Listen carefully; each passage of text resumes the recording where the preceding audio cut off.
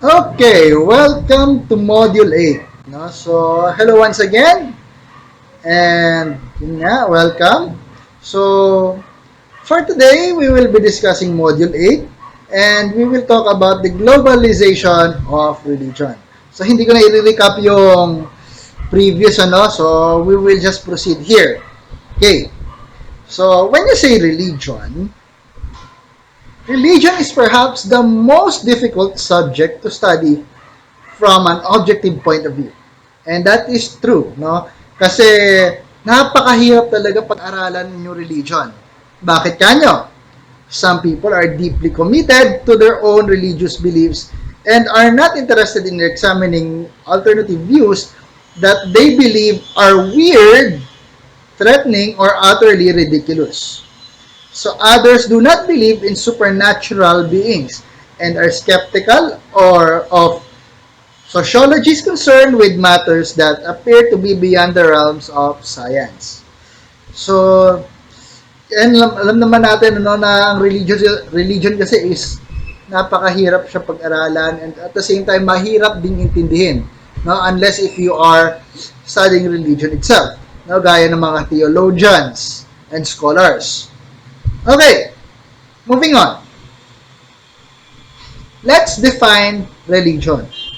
So when you say religion, it is a system of social shared symbols, beliefs, and ritual that is directed toward a sacred, supernatural realm and addresses the ultimate meaning of existence.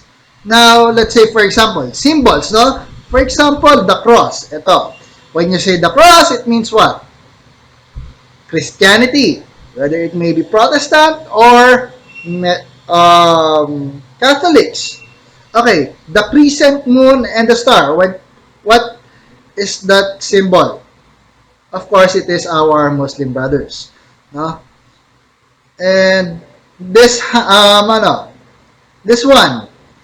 Now, this one is for the Jewish, no? Same as true with this.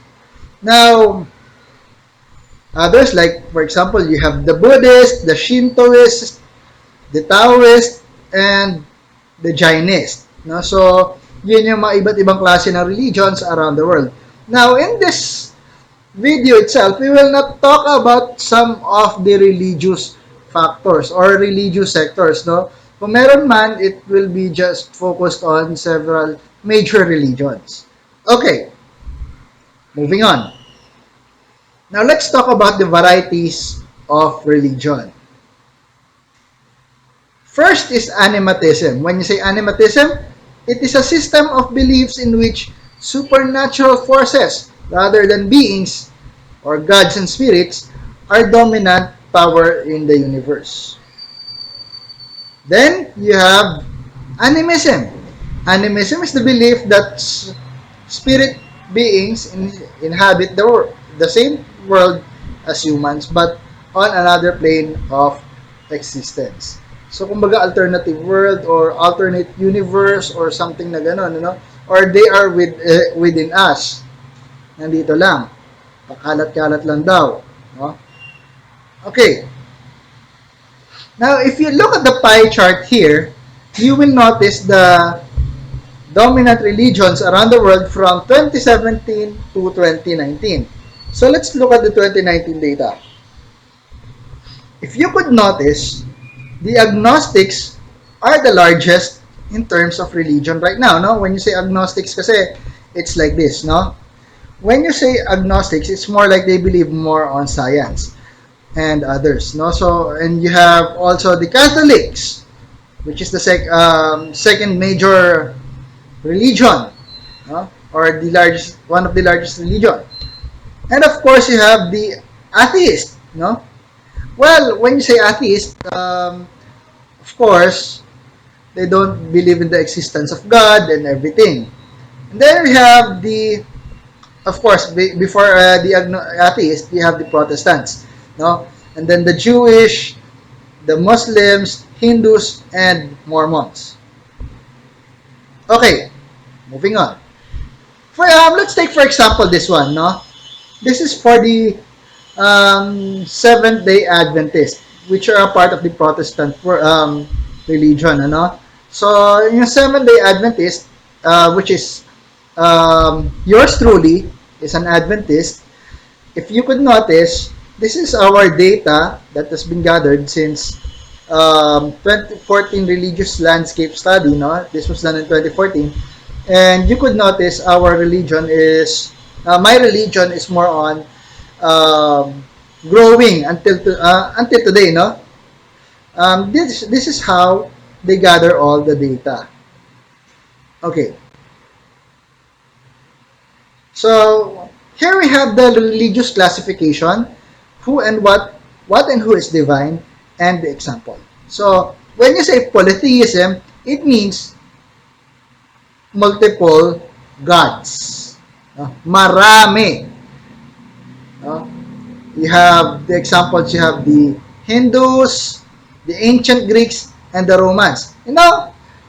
Sa Greek mythology, it's like, they considered their, yung mga Greek characters sa mythology as gods. Like, for example, Zeus. Diba? You have Athena. Diba? You have, sa Romans naman, you have Venus, Mars. Diba? Jupiter. Mga ganon. Then, hindi lang yon. Let's say, for example, yung mga Scandinavians. No?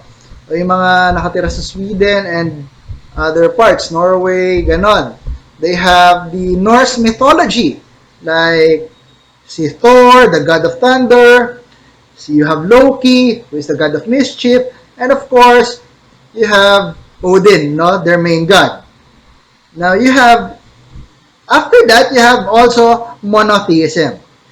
When you say monotheism, it believes in one single god.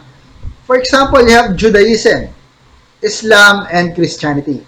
Of course, Judaism, mostly they do believe in God, and the Islam, of course, our Muslim brothers believe in Allah, and for us Christians, we also believe in Jesus Christ. No? Then you have the antheism, or no deities, or meaning no God at all. You have the atheist, the Buddhist, and the Taoist. Then you have the animism. When you say animism, it is a non-human beings like the animals, plants, natural world. No? The examples of that are indigenous nature worship and Shintoism. Yung indigenous nature worship, it's like that in the Philippines. No? Yung kagaya ng mga ancestors natin, yung mga pre-colonial Filipinos who believe in who are animists at that time, na they do believe in the existence of God in any form, no? Like the trees, yung mga ganon, like the animals and other beings, no? Okay, social organization of religion. Now, the idea of religious visionaries can capture the public imagination and inspire change, even social revolution. But in the long run, the relative influence of any religion depends on religious communities that organize to promote religious ideals and objectives. Sociologists classify our religious organization into four ideal types: the ecclesia, denomination, sect, and culture. Or cult. Excuse me. Okay, let's talk first about ecclesia. The ecclesia is a large formally organized religious bodies that includes most members of society and is supported by and closely allied with secular and state powers. So, you have the ecclesia. Then you have the denomination or church. So the denomination is one of a number of established, socially accepted religious organizations that maintain tolerant relations with other denominations in the context of religious pluralism. So, when you say denomination, it is a church. For example, the Seventh-day Adventist Church is a denomination. So, yun yung anang when you say denomination, it is a church itself, no? So it is a religious organization. Then you have, okay, first, We are people, and we love to get connected. We connect as families because of birth.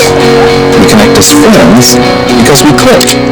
And we connect as communities because we care.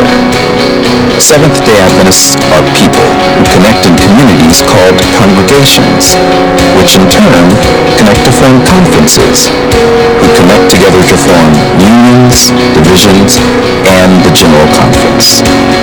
Why do we connect? It starts with a connection to the Creator, who invites us on a spiritual journey. When we journey together, we can help each other along the way.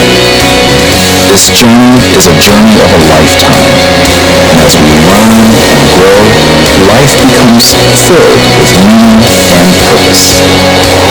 Our greatest joy is in helping others along the way. Wherever you are on your journey, we believe that we have something to offer that can make your life more whole. So the next time you see a Seventh-day Adventist, remember, you're not looking at someone who stands alone. They are connected to a world church that has 18 million members, gathered in 13 divisions, comprised of 122 unions, formed by 600 conferences, serving in 140,000 congregations in 208 countries, who worship in 924 languages, and they all want to connect with you.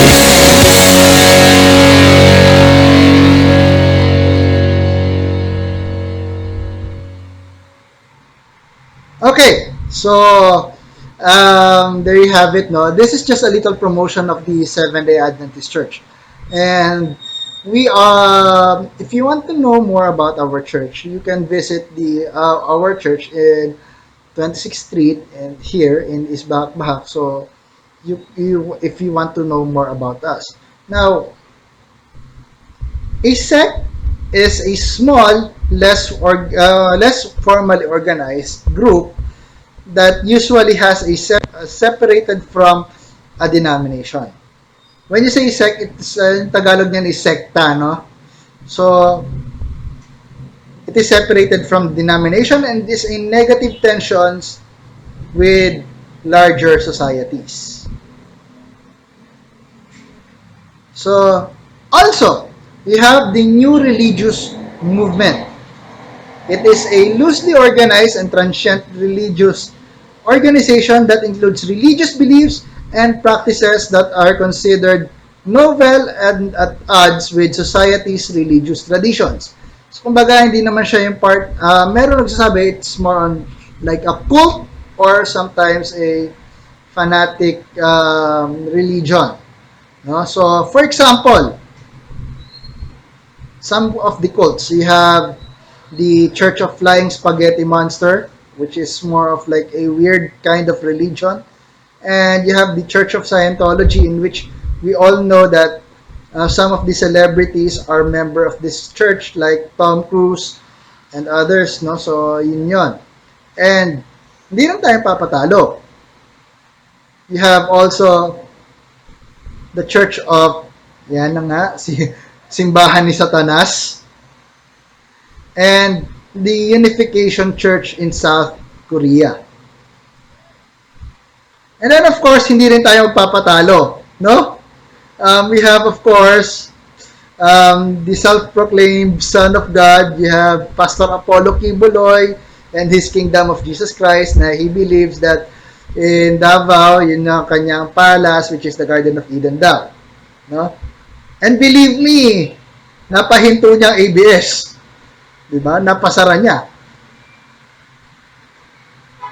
Okay, that was just kidding, no? Pero with due respect to Pastor Apollo Kibuloy, good job. Okay. Religion and society. Religion and functionalism. Religion can promote social solidarity, through common symbols, belief, norms, and collective rituals.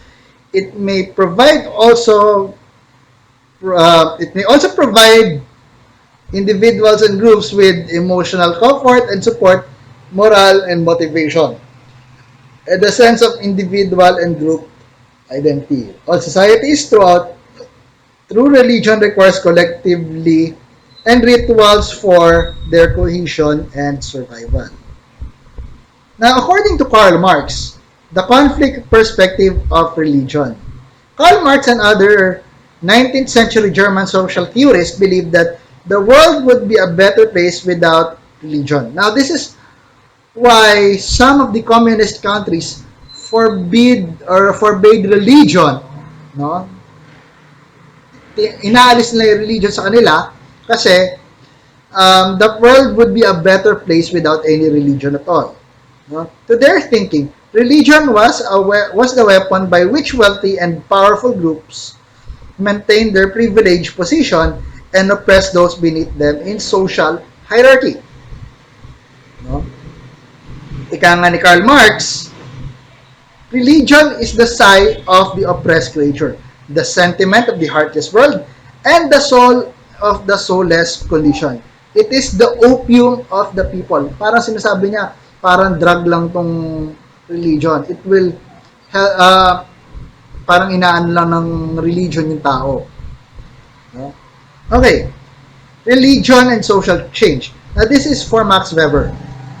So, Max Weber's comprehensive study of religious worldwide revealed that while some were highly conservative, others in particular, Protestant and Puritanism in Western Europe and America inspired major social and economic events. Secularization and religious movement. According to Rodney Stark, he argued that during the past century, only one social science thesis had had a near universal acceptance, which is the secularization thesis, which maintains that the global spread of modernization and more of rational and pragmatic approaches to life inevitably leads to the decline of small-scale societies that are based on traditional and religious worldviews. Okay, so this would be the last slide. Now, let's have a trivia time. No? Did you know that Desmond Doss, now who was once awarded with the Congressional Medal of Honor for rescuing at least 75 men on the Hacksaw Ridge in the Battle of Okinawa, was known to be as the consensus objector.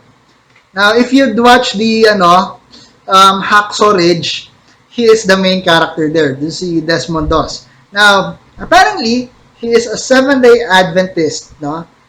And if you'd notice the movie, he refused to bear arms, no? Ayaw niya, pinipilit niya sarili niya, hindi siya hawak ng baril, and of course, did not allow himself to go out on Sabbath.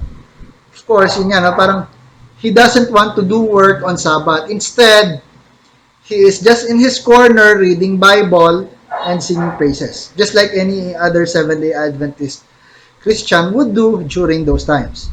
So basically, religious liberty right now is on the roll kasi we know naman, no, we respect each other's religion. Now, apparently in the Philippines kasi, we practice what they call freedom of religion. So, anyone can practice their own religion and anyone has the right to go to any or to affiliate themselves in any religious groups, no? Or pwede rin siya magtayo ng sarili niyang religion. Depende na yan sa kanyang pag-unawa. Basta ang karapatan natin is we have the freedom of religion. So, well, that may be all for today. And if you guys have any questions, inquiries, or other inputs, you can just drop it in the comments below, dyan lang sa baba. And don't forget to like and subscribe to my channel and please click the bell Yan, for notifications. No? So, I'll see you on Module 9 and that will be all for today. Ciao!